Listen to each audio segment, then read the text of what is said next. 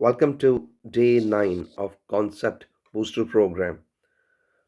Today's topics are force on a current carrying conductor in a uniform magnetic field, force between two parallel current carrying wires, torque on a current loop, and torque on a magnetic needle when suspended freely in a uniform magnetic field. पहले इन सब concepts को हम discuss करेंगे और फिर इनके ऊपर based कुछ स्टैंडर्ड न्यूमेरिकल प्रॉब्लम्स करेंगे। तो आइए सबसे पहले देखें force acting on a uniform current carrying conductor, right. और ये कब इस पे फोर्स देखना है हमें, when placed in a uniform magnetic field, यानी आपने एक यूनिफॉर्म फील्ड में एक ऐसे कंडक्टर को रखा है जो एक कांस्टेंट करंट यूनिफॉर्म करंट यानी डीसी कैरी कर रहे हैं, राइट। और उस पे कितना फोर्स एक्ट करेगा। देखें, if this is a wire and this is a current in it, और इसके जो फील्ड के साथ डायरेक्शन है वो हम दिखा देते हैं। ये मैग्नेटिक फील्ड है, right. This is magnetic field B, and the angle between the direction of the field and the direction of current is theta. Length of wire is L. तो फोर्स जो एक्ट करता है वो होता है B I L sine theta. Vector form में लिखना चाहें तो it is F equal to I L cross B, right. तो ये क्रॉस प्रोडक्ट वाला जो एक्सप्रेशन है ये हमें बता रहा है कि जो इस पे फोर्स होगा वो राइट हैंड स्क्रू रूल के मुताबिक होगा। यानी if you turn the screw from L to B, L cross B करते हैं, it acts into the plane of the paper, और हम यहाँ कह सकते हैं into the plane of the screen. So इस तरह से राइट हैंड स्क्रू रूल से हम इसकी डायरेक्शन भी मालूम कर सकते हैं। और काफ़ी सारे क्वेश्चंस होते हैं जिसमें ये डायरेक्शन ज़रूरी है जानना, बिकॉज उसमें ये यूनिट वेक्टर्स अटैच होते हैं आंसर्स के साथ, ऑप्शन के साथ, आई जे के कैप वगैरह वगैरह। तो वहाँ डायरेक्शन की जानकारी ज़रूरी है। Otherwise numerical B I L sine theta formula से भी किए जा सकते हैं। और बेटा अगर कोई करंट एलिमेंट है, छोटा करंट एलिमेंट है, उस पे फोर्स देखना है तो फोर्स भी तो स्मॉल ही होगा उसके ऊपर, because current element is small. Then it becomes I D L cross B, D F is ideal cross B. और इसको स्केलर फॉर्मेट में लिखना हो तो I D L B into sine theta, right. इसके अलावा हमें ये भी स्टडी करना है कि force between two current carrying conductors जो कि पैरेलल टू ईच अदर हैं, जैसा कि यहाँ दिखाया जा रहा है। डिस्टेंस मान लीजिए इनके बीच में है D, and these are infinitely long conductors, और इनके बीच हमें फोर्स देखना होगा कितनी है। Each one is carrying a current. तो करंट जो है ये जैसा कि यहाँ देख रहे हैं is acting in opposite direction. Current same direction में भी हो सकती है, अपोजिट में भी हो सकती है। अकॉर्डिंगली इनके बीच का फोर्स अट्रैक्टिव या रिपल्सिव होगा। पर पहले पता तो चले कि फोर्स का मैग्नीट्यूड कितना है। देखें, इस तरह की वायर बिकॉज ये बहुत लंबी है, इनफाइनाइट लेंथ की हम मानते हैं वाइल डिराइविंग द एक्सप्रेशन, तो हम यहाँ बजाय टोटल फोर्स का हम कहते हैं force per unit length. It is mu naught I one I two by two pi D, ये फॉर्मूला बनता है। और अगर एक स्मॉल इसका करंट एलिमेंट हो या small segment of the wire हो, उस केस में हम इसको यूं लिख सकते हैं mu naught I one I two by two pi D whole into L, where L is the length of that small segment of the wire. याद रखिए, अगर दोनों वायर्स एक ही डायरेक्शन में करंट कैरी करती हैं तो इनके बीच होता है अट्रैक्शन, राइट। और अगर दोनों वायर्स में करंट उल्टी डायरेक्शन में है then there occurs repulsion between the two. So इस हिसाब से देखा जाए, इस केस में जो डायग्राम यहाँ दिखाई मैंने, force between these to would be repulsive, right, because ये अपोजिट डायरेक्शन है। और यहाँ से हम S I unit of current भी मेजर करते हैं इसी फॉर्मूला से, क्योंकि उसमें हम कहते हैं आई वन और I2 1 एम्पियर है, डिस्टेंस दोनों वायर के बीच का 1 मीटर है, तो force per unit length between these two wires will be mu not I1 I2 by 2 pi D. देखो हर एक चीज़ 1 1 1। म्यू नॉट का वैल्यू 4 पाई 10 पावर -7 होता है divide by 2 pi, and what you get now 2 into 10 power -7 newton per metre. इसलिए हम कहते हैं अगर दो wires which are held parallel to each other and carrying current in opposite direction, जैसा कि इस डायग्राम में आप देख रहे हैं, they experience a force equal to 2 into 10 power -7 Newton per meter, then current in each is said to be 1 ampere. This is how we measure current.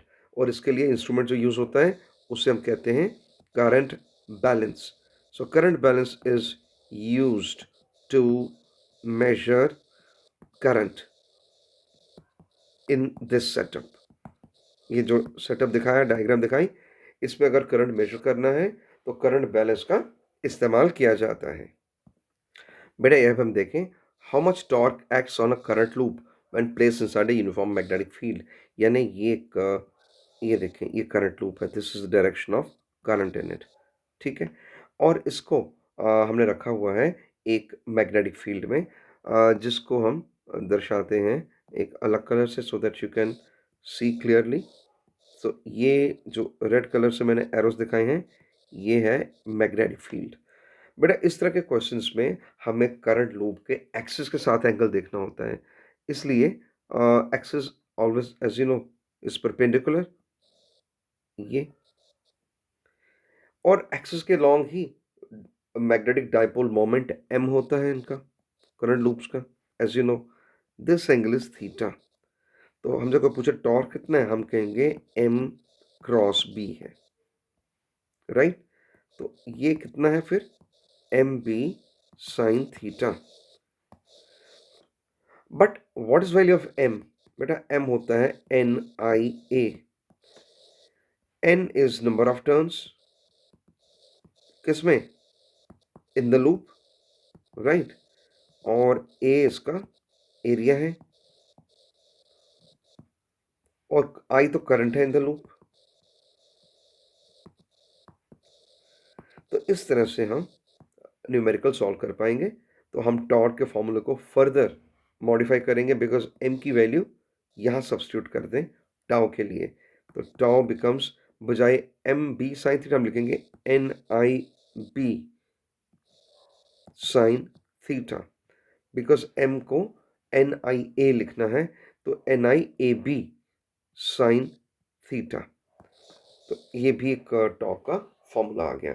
काफ़ी सारे क्वेश्चंस के साथ ज़रा सी वेरिएशन होती है, बजाय करंट लूप के उन्होंने torque acting on a bar magnet या फिर एक स्मॉल मैग्नेटिक नीडल पूछा होता है। तो बेटा फॉर्मूला इसका भी वही है, m क्रॉस b, एक बार मैग्नेट का, कोई अलग नहीं है।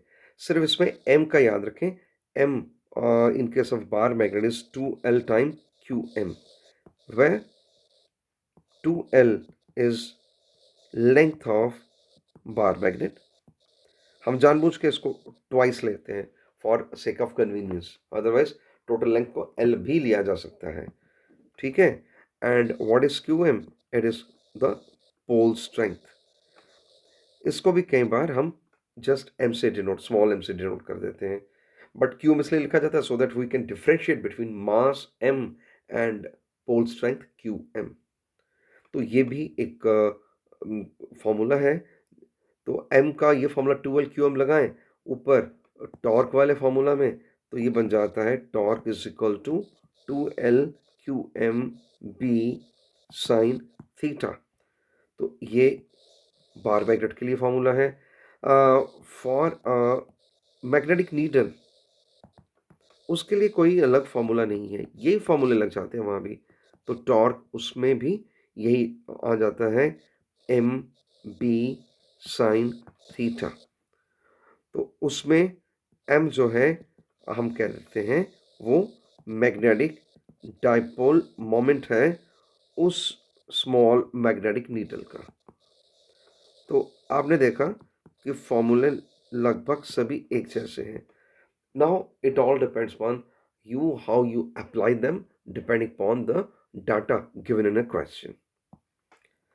मैग्नेटिक डायपोल मोमेंट जो है, इसके जो यूनिट्स हैं वो हम जनरली जूल पर टेस्ला इस्तेमाल करते हैं, राइट? तो इसका यूनिट जूल पर टेस्ला क्यों है? बिकॉज हम जानते हैं tau is M B sine theta, तो ये बन जाता है tau by B sine theta. तो ऊपर है जूल, नीचे है टेस्ला, तो इसलिए joule per tesla is very commonly used unit for magnetic dipole moment of bar magnets as well as the magnetic needles. But जो डायरेक्शन ऑफ एम होती है, ये राइट हैंड थंब रूल से मिल जाती है हमें in case of current loops. जो current loops हैं उनमें जैसे मैं एग्जांपल दूं, ये this is the current loop carrying current in the anti clockwise direction, तो उसके अलोंग अपना कर्ल ऑफ फिंगर रखो तो थंब किधर जाएगा? ऊपर की ओर। तो ये डायरेक्शन हो गया एम का। So right hand thumb rule gives you direction of M in case of current loop. But in case of bar magnet or in case of magnetic needle, direction M is from south to north. ये direction है M का, direction of M in case of bar magnets and magnetic needles. तो बस ये कुछ एक बातें याद रखें, ये फॉर्मूले याद रखें, तो हम ढेर सारे न्यूमेरिकल्स कर सकते हैं based on these few concepts. Let's check out. आइए देखें बेटा, क्वेश्चन फर्स्ट देखें। Two long conductors separated by distance d carry current I1 and I2 in the same direction. एक रफ सी डायग्राम बना लेते हैं। ये है I1, ये है I2 in the same direction. क्या होगा? जैसे कि आप जानते हैं अट्रैक्शन होगी। अट्रैक्शन को हम पॉजिटिव साइन से ही दिखाते हैं, राइट? और डिस्टेंस इज d, तो इनके बीच का जो फोर्स है, स्टैंडर्ड फार्मूला है mu not I1 I2 by 2 pi d। Okay, I call it number 1। आगे देखते हैं आगे क्या लिखा है। They exert force F, it's all right. इसको इनटू एल कर दें, है ना? Because force per unit length हमें मालूम है फार्मूला, इसलिए मैंने एल को राइट हैंड साइड पे शिफ्ट कर दिया है। Okay, no current in one of them is increased to 2 times. तो इनमें एक, मान लीजिए ये तो I1 ऐसे है, I2 को उल्टा कर दिया, I2 प्राइम कहेंगे इसको, है ना? Direction is reversed. और इसकी क्या कर दिया हमने? Current is increase to 2 times. तो करंट को हमने 2 टाइम, यानी पहले अगर ये I2 था, अब ये ट्वाइस I2 बन गया है, और डायरेक्शन उल्टी है, इसलिए इसको मैंने दिखाया यहाँ पे I2 प्राइम। और उल्टी डायरेक्शन होगी तो क्या शुरू हो गया है इसके बीच में? रिपल्शन होगा। ये बात क्लियर हो गई। कुछ और भी बताया गया है, डिस्टेंस इंक्रीज टू 3d। इस बार जो डिस्टेंस है दैट इज 3d। अब जो फोर्स है वो पूछते हैं कितनी होगी। तो बेटा force F prime mu naught I1, और I2 की जगह मैं लिखूंगा 2I2, क्योंकि हमें कहा गया है कि उसकी वैल्यू डबल कर दी गई है। And 2 pi into distance, distance इस बार 3d है, as you can see from here. तो फॉर्मूला क्या बन रहा? अब फॉर्मूला ये 2 and 2 तो कैंसिल हो गए, it becomes mu naught I1 I2 by 3 pi d। तो ये फॉर्मूला हमारे पास आ जाता है एफ प्राइम का, लेकिन इसको हमें एफ के टर्म में निकालना होगा। So for that matter I call it number 2। Now 2 divide by 1 कर लीजिए, एफ प्राइम बाई एफ। तो एफ प्राइम में पहले लिखूंगा ये I1 I2 by 3 pi d divide by F. और एफ आप देख रहे थे क्या था यहाँ पे? Mu naught I1 I2 by 2 pi d। Of course L दोनों के साथ रहेगा, एल तो हो गया ना टोटल लेंथ, इसलिए हम फॉर्मूला जब लिखते हैं तो एल हर एक के साथ लिख लेना चाहिए। तो उसकी कोई यहाँ एंड में सिग्निफिकेंस नहीं आएगी, बिकॉज ये all the things which are common get cancelled. Now let's see what are the quantities that are being cancelled. तो जैसा कि आप देख पा रहे हैं यहाँ पे म्यू नॉट I1 I2 ऊपर नीचे दोनों जगह गया, ये pi D and pi D cancels, this and this cancels, and इसको अगर आप देखें ध्यान से तो ये क्या बन रहा है, 2/3, एम आई राइट? क्योंकि सब कुछ कट गया, ये 2 बचा, ये 3 बचा, तो मैथमेटिकली आप देख सकते हैं कि एफ प्राइम क्या आएगा, क्रॉस मल्टीप्लाई करो इतना आएगा।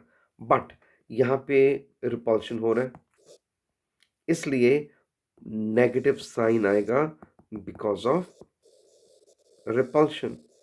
तो answer therefore should be F prime is negative 2/3 times F. तो नेगेटिव 2/3 टाइम्स एफ, देख लीजिए कौन सा ऑप्शन है, ये D option. So we say that D is the right choice for this question. आई बेटा क्वेश्चन 2 देखें। इसमें ये 3 कंडक्टर्स हैं, 3 long straight parallel conductors, right? इनके बारे में ये बताया गया 30 एम्पियर करंट इसमें है, 10 एम्पियर इसमें है, 20 एम्पियर इसमें है, और ये डायरेक्शंस भी यहाँ दिखाई जा रही हैं। इसके अंदर जो गैप है 3 सेंटीमीटर का है, यहाँ गैप 2 सेंटीमीटर का है।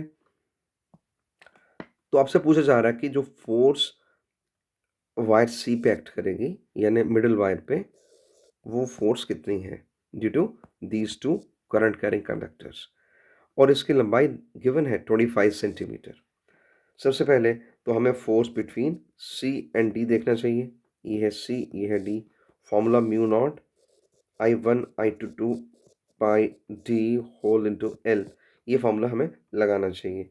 तो force between C and D is mu naught, हाँ, I1 यानी करंट पहले में कितना है 30 एम्पियर्स, I2 दूसरे वाले में यानी सी में कितना है, that is 10 ampere, divide by 2 pi into distance, 3 centimetre distance है, लेकिन इसको हम मीटर में कन्वर्ट करेंगे, right, into length which is 25 centimetre, उसको मैंने मीटर में कन्वर्ट किया है। ठीक है, इसको करें सिंप्लीफाई। इसको आगे काट छाट करके आप देख रहे हैं क्या बन रहा है, ये ऐसे बनेगा 1250 म्यू नॉट बाई पाई, ये हो गया force between C and D, इसे आप नंबर 1 कह दीजिए। इसी तरह से अब हम जी और सी के बीच में फोर्स देखेंगे। तो force between G and C, formula वही mu not I1 I2 by 2 pi D, और साथ में रहेगा एल, लगाओ वैल्यूज म्यू नॉट। अब करंट जैसा कि आप देख रहे हैं इसमें है 10 एम्पियर, ये है 20 ampere, so all right here 10 into 20, आगे वो पहले की तरह 25 सेंटीमीटर, इसको मैंने मीटर में बदला, 2 पाई इंटू डी का value, D here is 2 centimetre, as you can see 2 centimetre. तो ये 2 और ये सेंटीमीटर के मीटर बनाए। अगेन इसको सिंप्लीफाई करें तो आप यहाँ देखते हैं कि ये दोनों आपस में कैंसिल हो रहे हैं, 100 और 1/100 है, तो बाकी ये सारा कुछ सिंप्लीफाई होके ये बन रहा है, ये कॉलम नंबर 2। अब सी डी वो भी इतना ही है, 1250 म्यू नॉट बाई पाई, ये भी 1250 म्यू नॉट बाई पाई, दोनों फोर्सेस बराबर हैं। अब let's check out the directions. Right hand grip rule का इस्तेमाल करें। जो मैग्नेटिक फोर्स है इन दोनों जो वायर्स के बीच में, चाहे वो डी एंड सी है, अट्रैक्टिव है, यानी ये इधर खींचती है, इसको इधर खींचा जा रहा है, राइट, और जी और सी के बीच में अट्रैक्शन है, यानी इसको इधर खींचा जा रहा है। तो दोनों फोर्सेस, एक फोर्स तो एक्ट करेगी इस तरफ जो कि एफ सी डी है, सी डी यानी ये सी और डी के बीच का फोर्स। अब सी जी जो फोर्स है या जी सी, वो इस तरफ है, और दोनों ही इक्वल ऑपोजिट होने के नाते कैंसिल हो जाती हैं, तो नेट रिजल्ट आता है 0। तो हम देख लेते हैं ऑप्शन कौन सा आएगा, option is C. So answer of this question is option C. आइए अब क्वेश्चन थर्ड देखें। Net force of the rectangular coil, ये रेक्टेंगुलर कॉइल है, ठीक है, इसमें वायर, ये इसके अंदर करंट चल रही है 1 एम्पियर के, जैसा कि यहाँ देख सकते हैं, और हमें जो पूछा गया है वो नेट फोर्स पूछी है, क्योंकि इसके बगल में एक वायर है ये। अब इसमें और इसमें देखो फोर्स कितना है, फोर्स ए बी का इस वायर के साथ कितना है, mu not I1 I2/2 πd का फॉर्मूला लगाएंगे। ऑफ कोर्स L तो लिखना ही पड़ेगा। It is mu not I1 कितना है 2 एम्पियर, दूसरे वाले में है 1 एम्पियर, 2 पाई और डिस्टेंस आप देख रहे हैं 2 सेंटीमीटर, तो सेंटीमीटर के ये मीटर बना लिया हमने। इसको आप फर्दर सिंप्लीफाई करें एंड इनटू एल तो लिखते जाना है, उसकी कोई सिग्निफिकेंस नहीं रहेगी इस तरह के क्वेश्चंस में, राइट। तो आप देख रहे हैं म्यू नॉट L/2 π 10⁻², ये फोर्स बिटवीन वायर का ये सेक्शन लूप का और इस वायर के बीच का ये फोर्स है। इतनी बात क्लियर हुई। आगे देखें, आगे हमें देखना होगा ये सी डी सेक्शन जो उसका है, इसके ऊपर इसका फोर्स कितना है। तो मैं लिखूंगा force acting on C D mu not I1 I2, I1 वो तो 1 एम्पियर है, ये 2 है तो वो उतना ही रहेगा, ये 2 और 1 I1 I2 2 पाई, और अब डी चेक करना पड़ेगा, डी कितना है distance. As you can see in the figure, जो डिस्टेंस डी है वो इस बार ये देखना पड़ेगा, ये 2 सेंटीमीटर है, ये 10 सेंटीमीटर दिया गया है,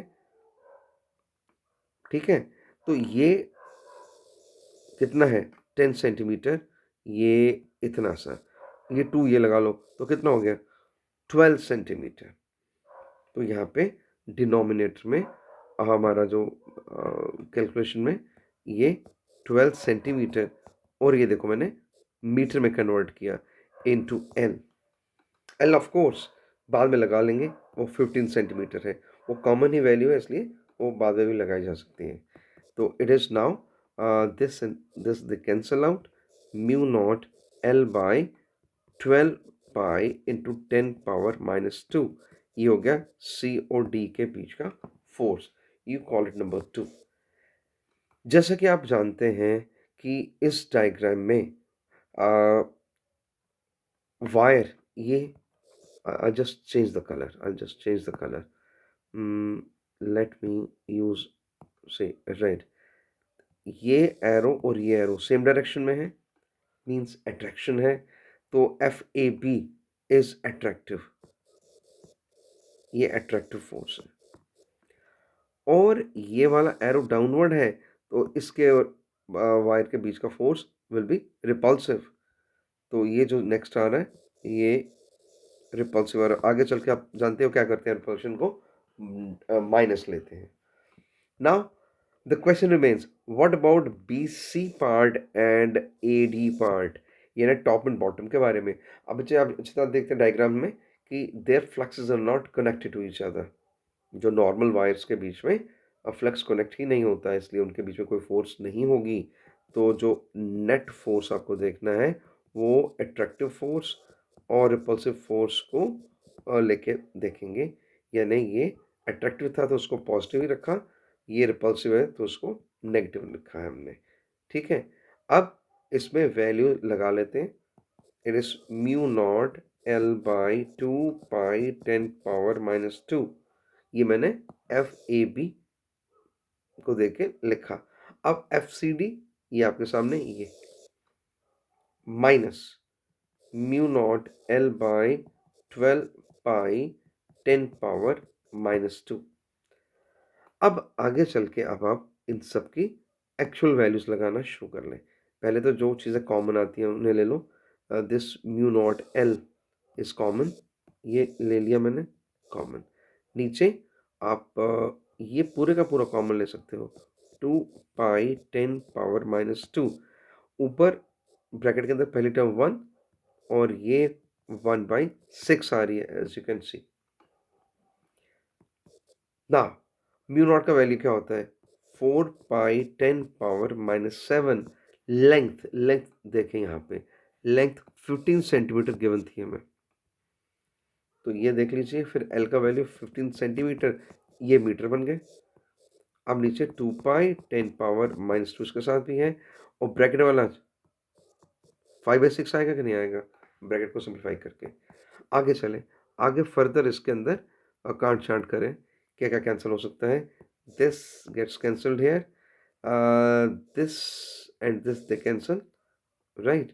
तो ये इसके साथ कैंसलिंग हो रही है इसकी, तो इट इज़ नाउ समथिंग, ये देखो ये भी चला गया। इट इज़ नाउ 25, ये मैंने 25 इसको और इसको लेके लिखा, डिनोमिनेटर में तो कुछ नहीं बच रहा, यू कैन सी, और ऊपर 10 पावर -7 बच रहा है, इतना ही है ना? So this is the force, और इसको लिखेंगे न्यूटन। तो बेटा ये नेट फोर्स आ गई उस करंट लूप में, बिकॉज़ आंसर पॉजिटिव आ रहा है, इसका मतलब ये अट्रैक्टिव फोर्स है। और अट्रैक्शन का मतलब क्या हुआ यहाँ पे, इस डायग्राम में अट्रैक्शन मतलब हुआ ये लूप पुल होगा इस तरफ टुवर्ड्स द वायर, तो ये हम लिखते हैं attractive, that is it's acting towards the wire. अब आप देख लें कौन सा ऑप्शन जचेगा इसमें, ये towards the wire, 25 10 power -7 newton towards the wire, that is option A. So in this question option A is the correct choice. आइए बेटा आप क्वेश्चन फोर्थ करते हैं। Magnetic needle lying parallel to a field requires W units of work to turn it through 60 degree. देखो work done का formula जो होता है वो होता है M B cos theta one minus cos theta two, right? ये आप अच्छी तरह जानते हैं। एम बी जो पहले पैरेलल टू द फील्ड थी, पैरेलल हो तो एंगल होता है 0, अब उसको टर्न किया 60 डिग्री, तो कॉस 60 माइनस करेंगे यहाँ पे, एम बी कॉस 0 1 है, and cos 60, how much is cos 60? It is 1 by 2. So it becomes mb upon 2। ये हो गया वर्क डन का फॉर्मूला, और उसका एक्सप्रेशन ये आ गया। अब आगे क्या लिखते हैं, torque needed to maintain the needle in the position. अब ये वहीं पे रोक देना है, बिकॉज अगर छोड़ेंगे तो it will return back to the original position. I repeat, एक नीडल को अगर एक फील्ड में घुमा दिया जाए और फिर उसको छोड़ दिया जाए तो वापस अपनी जगह पे लौट आएगी, राइट? हम कहते हैं वो वापस लौट के ना आए, तो how much torque is required to be applied. तो टॉर्क का जैसे कि आप जानते हैं M B sine theta, M cross B होता है, तो M B sine 60, and how much is sine 60? ये होता है √3/2, ठीक? अब इसको आप कह लीजिए 2।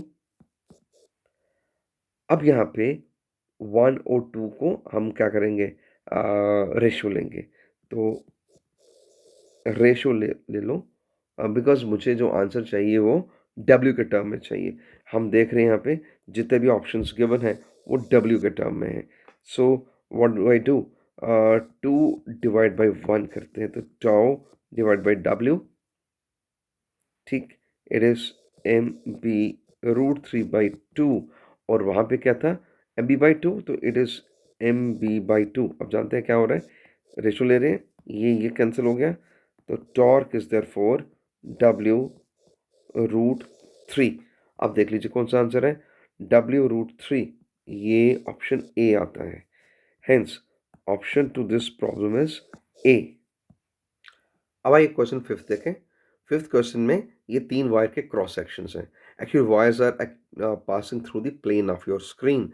आप ये मान के चलें कि जो वायर है आपके स्क्रीन को छेद करते हुए गुजर रही हैं, और करंट इनमें से outward from the plane of the paper या प्लेन ऑफ द स्क्रीन है।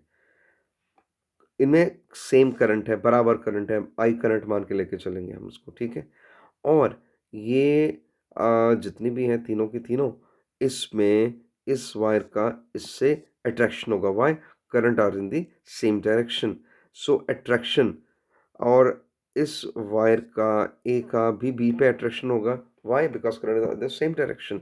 तो एक तरह से हम कह सकते हैं कि इस वायर पे जो मिडल वायर है उसको अट्रैक्शन मिल रही है इस तरफ ड्यू टू वायर ए, उसको अट्रैक्शन इधर मिल रही है ड्यू टू वायर सी। तो रिजल्टेंट कैसे होगा, ये आप लगा सकते हैं पैरेललोग्राम लॉ, तो ये उसका रिजल्टेंट डायरेक्शन आएगा। हमें यही मालूम करना है एफ का value, and F therefore is given by, ये पैरेललोग्राम लॉ वेक्टर एडिशन लगा लो, F A square plus F C square plus 2 FA FC cos 90 degree. As you can see यहाँ पे गिवन है 90 डिग्री। जैसे कि आप जानते हैं cos 90 0 होता है, तो हम उसको लिखना ही नहीं चाहेंगे। Will write just this much. अब रही बात कि FA कितना है, वो होता है mu not I1 I2 by 2 pi D into L। ठीक है, तो हमारे इस क्वेश्चन के मुताबिक it is mu naught I square. क्यों? क्योंकि दोनों जो है ना I1 I2 each is equal to small I. Question के अंदर यही मेंशन्ड है। 2 पाई इंटू डिस्टेंस, और डिस्टेंस यहाँ पे D ही गिवन था, तो वो उतना ही रहेगा, L भी ऐसे रहेगा। तो बेटा आपने देख लिया कि FA अगर इतना है तो FC भी इतना ही है। वाई? सारा डायमेंशन, सारी लेंथ, डिस्टेंस, सब कुछ एक जैसा। तो दूसरे वाला एक्सप्रेशन FC वो भी इसके बराबर। अब ये जो एक्सप्रेशन हमारा एक्सप्रेशन को नंबर दे देते हैं 1, तो ये वैल्यूज 1 में सब्स्टिट्यूट करेंगे। पुट इन 1, देयरफॉर F जो रिजल्ट है ना वो देखना पड़ेगा, वो किसके बराबर होगा? Mu naught I square L by 2 pi D। इसका स्क्वायर किया बिकॉज FA स्क्वायर और FC स्क्वायर का समेशन लेना है। FC स्क्वायर भी इतना ही है, mu naught I square L by 2 pi D whole square. तो इसको हम लिख सकते हैं mu naught I square L by 2 pi D, और ब्रैकेट सॉरी रूट के अंदर स्क्वायर रूट ऑफ 2 आएगा, बिकॉज 1 और 1 बच रहे हैं अंदर, तो ये इतना आ जाएगा। तो इसको फर्दर सिंप्लीफाई करते हैं, ये √2 इसके साथ एडजस्ट हो जाएगा, mu naught I square by √2। Okay, और साथ में पाई D भी रहेगा। इस L को हम शिफ्ट करते हैं इधर। वाई? बिकॉज हमें फोर्स पर यूनिट लेंथ पूछी गई थी। So this should be the answer, mu naught I square by √2 pi D। देख लेते हैं कौन सा ऑप्शन आता है यहाँ पे। Mu naught I square by √2 pi D, D option. So we mark here D as the right choice. आइए देखें क्वेश्चन 6।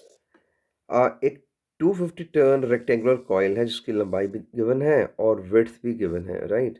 और उसके अंदर कितना करंट है ये भी गिवन है हमें, और उसको एक फील्ड में रखा गया है, उसकी वैल्यू भी गिवन है। वर्क डन पूछा गया है when you rotated through 180 degree. Okay, देखो वर्क डन का फार्मूला तो जो आप जानते हैं, MB cos θ1 माइनस cos θ2, ये स्टैंडर्ड फार्मूला है इसका। अब यहाँ पे डिटेल वैल्यूज बाद में, पहले सिर्फ एंगल्स की देखते हैं। एंगल पहले तो 0 था, अब कितना बन चुका है? 180 डिग्री, राइट? तो MB cos 0 1 और cos 180 भी -1, तो ओवरऑल फिर क्या बन गया ये बनेगा ट्वाइस MB। ये आ गया W, ये ना वर्क डन। सिंस M जो होता है ना इस तरह के क्वेश्चंस में, वो होता है N into IA, number of turns into current into area. तो ये वैल्यूज अब हम सब्स्टिट्यूट करेंगे यहाँ पे, तो work will be twice NIAB। अब इनकी वैल्यू सब्स्टिट्यूशन शुरू करते हैं। नंबर ऑफ टर्न्स, अब क्वेश्चन में देखिए नंबर ऑफ टर्न्स कितना है? 250 टर्न्स है, ठीक है ना? तो ये 250 टर्न्स है। Current as you can see it's given 85 micro amperes, तो आई राइट 85 माइक्रो का मतलब 10 पावर -6 होता है। तो मैंने अभी N और I की वैल्यू सब्स्टिट्यूट की। अब एरिया और फील्ड स्ट्रेंथ, एरिया से पहले हम देखें फील्ड स्ट्रेंथ कितना है, 0.85 टेस्ला, तो इट इज़ 0.85, ये आ गया फील्ड स्ट्रेंथ, है ना? तो आगे एरिया, और एरिया होता है लेंथ इनटू ब्रेड्थ। तो ये चीज़ें यहाँ गिवन है, I just mark it here. ये है इसकी लेंथ 2.1 और विड्थ है 1.25, तो आई मल्टीप्लाई 2.1 एंड 1.25, तो यहाँ लिखेंगे 2.1 into 1.25। I am just cross checking, yes 2.1 1.25 centimetre square, लेकिन मुझे तो मीटर स्क्वायर चाहिए, मीटर, और फिर ये किया हमने स्क्वायर। बेटा इसको फर्दर सिंप्लीफाई आप कर लें, मेक द सब्स्टिट्यूशंस इनको न देखें क्या-क्या इसमें है जिसको आप मल्टीप्लाई करके से आंसर लाएँगे। तो बेटा कैलकुलेशन इसकी बताती है कि ये आएगा 9.4 माइक्रो जूल्स। और 9.4 माइक्रो जूल देखते हैं कहाँ पे है? यहाँ पे ये फर्स्ट ऑप्शन इट्स वो 9.1 मीन्स 9 पॉइंट यही हमारा nearest answer either this is a misprint और हमारा जो नियरेस्ट पॉसिबल आंसर के बार एग्जाम में भी होता है कि एग्जैक्ट आंसर नहीं आता तो आप नियरेस्ट पॉसिबल आंसर आप देख रहे हैं बाकी 9.4 के आगे पीछे भी नहीं है सिर्फ फर्स्ट वाला ऑलमोस्ट उसके बराबर है तो मैं कहूँगा option A is the right choice. चलिए बेटा क्वेश्चन 7 देखते हैं क्वाइट इंटरेस्टिंग क्वेश्चन। इसमें ये दिया है कि एक लूप के अंदर भी करंट चल रहा है एक वायर के अंदर भी करंट चल रहा है। कितनी दूरी पे रखा जाए यानी एच की वैल्यू पूछी गई है कितनी दूरी पे रखा जाए इसे कि field at the centre of the loop becomes zero.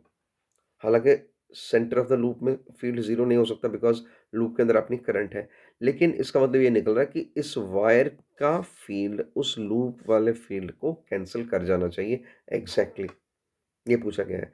पहला स्टेप रहेगा डायरेक्शन देखना। अब आप राइट हैंड ग्रिप रूल लगाओ आप देखेंगे कि फील्ड ड्यू टू वायर जो है वायर का जो फील्ड है वो इनवर्ड्स है right inwards into the plane of the screen और लूप का फील्ड जो है लगाओ thumb rule it acts outwards यानी पॉसिबिलिटी है कि ये ज़ीरो हो जाए फील्ड क्यों क्योंकि दोनों फील्ड की डायरेक्शन एक दूसरे के ठीक उलट है अपोजिट है एक इनवर्ड है एक आउटवर्ड है। अब आगे चलते हैं हमें पता होना चाहिए field due to the circle loop कितना होता है ये होता है mu naught I by 2r है ना ये फॉर्मूला। तो यहाँ पे आई को आई सी कहा गया है एज पर द क्वेश्चन ये लिखा है आई सी तो इसको बोल दो नंबर 1। अब फील्ड ड्यू टू वायर उसको एफ एल कहते हैं हम mu naught I by 2 pi D distance के बजाय एच लिखेंगे होता वैसे 2 पाई डी है बट यहाँ पे एच है वो है ना एज यू कैन सी। और करंट को आई एल कहा जा रहा है एज पर द क्वेश्चन ये गिवन है तो ये आ गया second. As per this question field zero होगा जब ये दोनों अपोजिट होंगे और इक्वल होंगे। अपोजिट तो हमने पहले ही प्रूव कर दिया अब इक्वल की बात करें तो हम कहेंगे इक्वेटिंग 1 एंड 2 करो इक्वेटिंग को mu naught I C by 2r equal to mu naught I L by 2 pi h।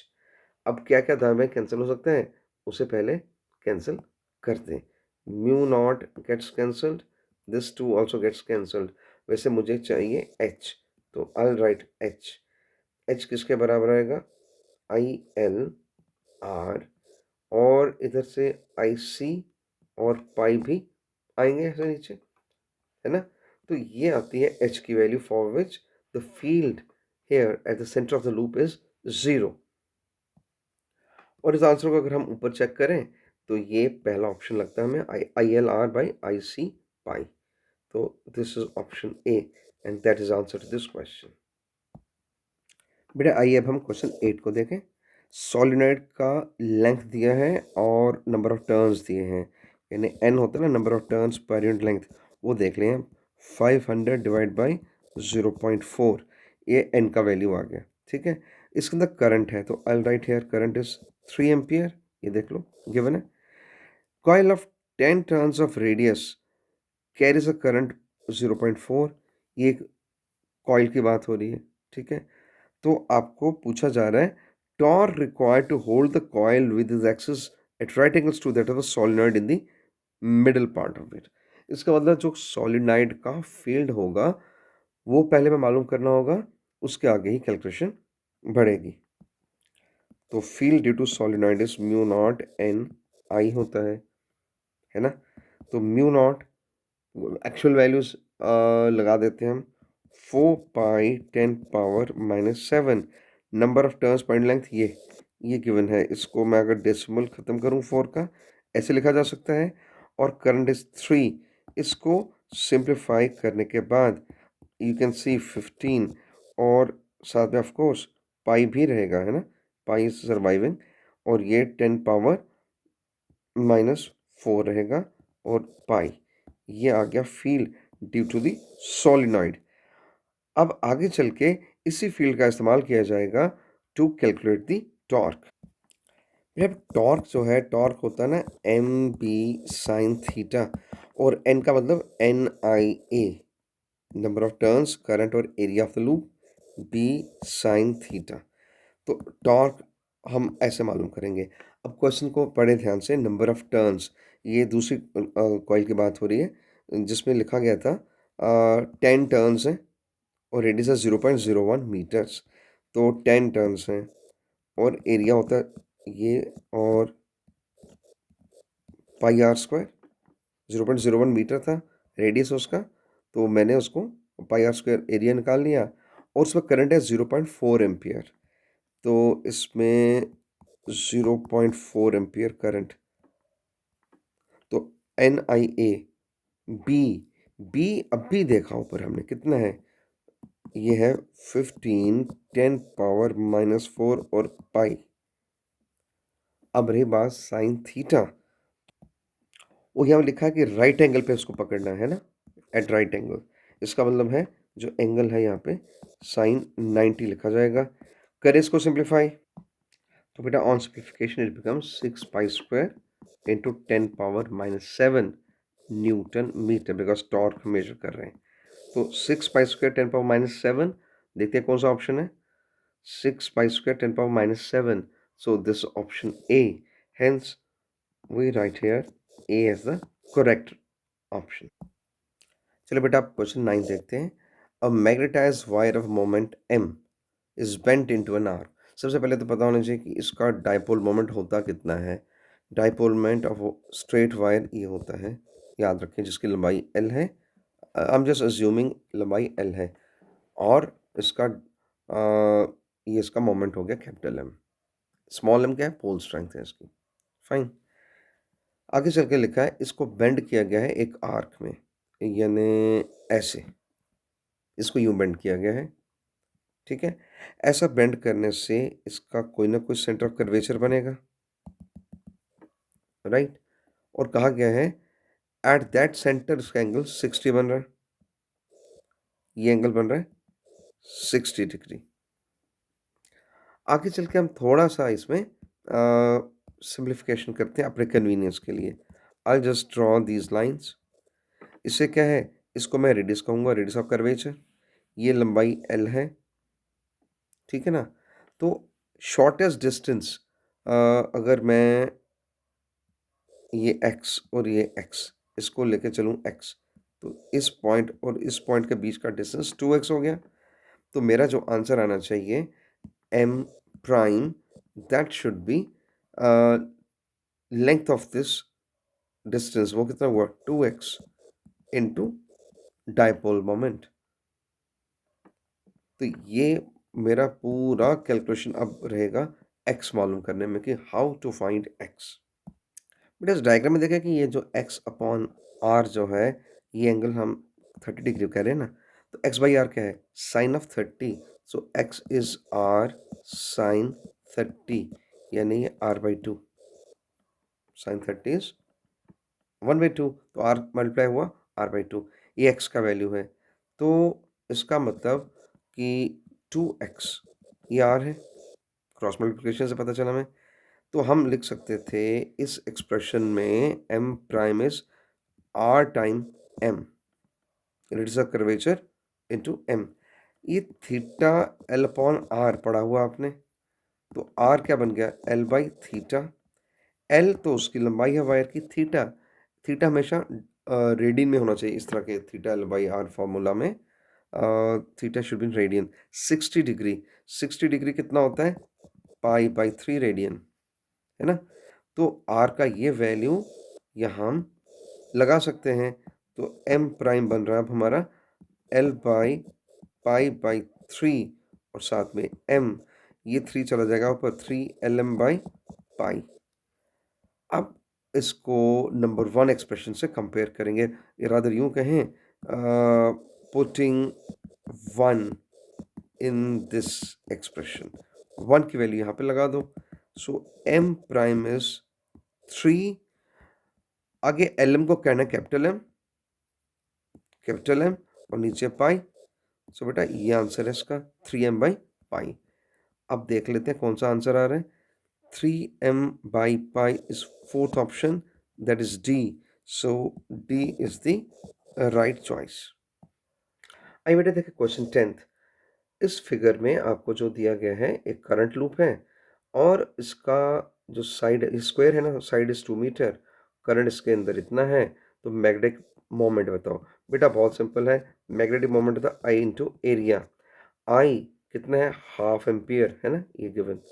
और एरिया हर एक साइड अगर 2 है तो एरिया विल बी 2 स्क्वायर, तो ये कितना आएगा 2। तो dipole moment will be 2 ampere metre square. लेकिन आप देखते हैं कि ऊपर जितने भी ऑप्शन हैं वो यूनिट वेक्टर के हिसाब से दिए गए हैं। दूसरे शब्दों में आपको इसका आंसर स्केलर में नहीं बल्कि वेक्टर फॉर्म में देना होगा। तो आइए राइट हैंड थंब रूल का इस्तेमाल करें तो पता चलता है कि इसका जो एम की डायरेक्शन है ना, इधर है, acting into the plane of paper. और ये इस तरह से जैसा मैंने इस रेड एरो द्वारा दिखाया है।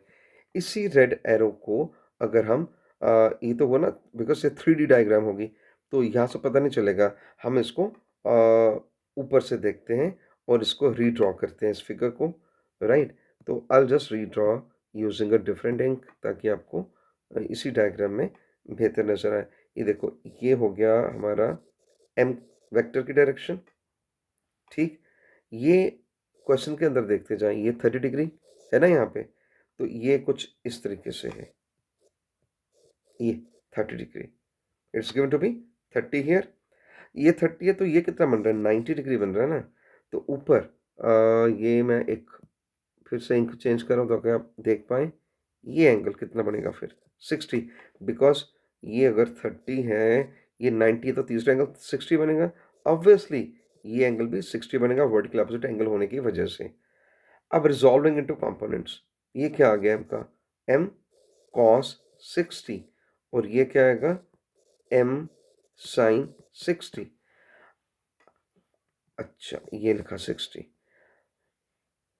अब ये जो m cos 60 है इसकी डायरेक्शन देख रहे हैं ये है, और ये डायरेक्शन कौन सी होती है, x डायरेक्शन होती है, ठीक है। इसके साथ हम आई कैप लगाएंगे और ये जो है m sin 60 उसकी डायरेक्शन ये है, और डायग्राम के मुताबिक वो जे कैप लगेगा उधर क्योंकि वहाँ वाई डायरेक्शन है।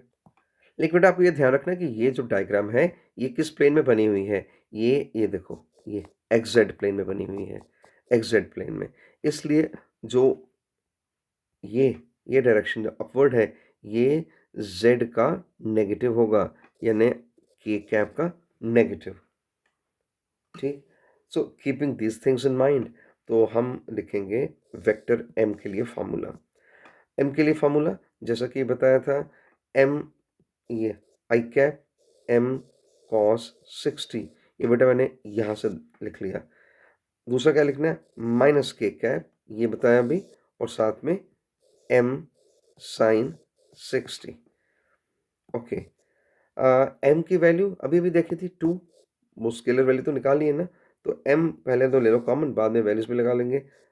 आई cap into cos of 60 which is 1/2, तो मैंने लिख दिया 1/2 माइनस के कैप, एम तो हमने बाहर लिया, sine of 60 degree which is √3/2।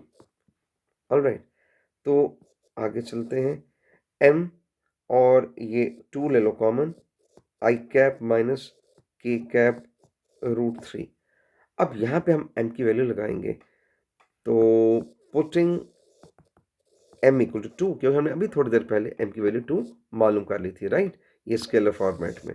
तो वो 2 वैल्यूज यहाँ लगाएंगे, तो ये बन जाता है अब 2/2, यानी ये तो कैंसिल हो गया, और ये आ जाएगा यहाँ पे, ये भी कैंसिल हो गया। तो you have no I cap minus K cap √3, ये वैल्यू आ रही है यहाँ पे।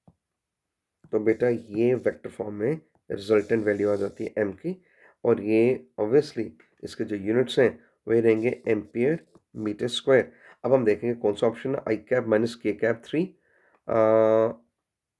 आई कैप माइनस के रूट 3, ठीक है, एम्पियर मीटर स्क्वायर, यानी ए ऑप्शन। ठीक, तो option A is the right answer for this question. तो बेटा बस आज इतना ही। अब बाकी आपको असाइनमेंट भेजी जा रही है साथ ही में, उस असाइनमेंट को सॉल्व करें। इन वीडियोस को बार बार देखें ताकि आपको पूरा आइडिया ग्रैस्प हो जाए। जो उसके शुरू में मैंने कॉन्सेप्ट्स दिए हैं उनको अच्छी तरह प्रैक्टिस कर लें, and then you won't face any difficulty while solving all this numericals. God bless you all. That's all for today.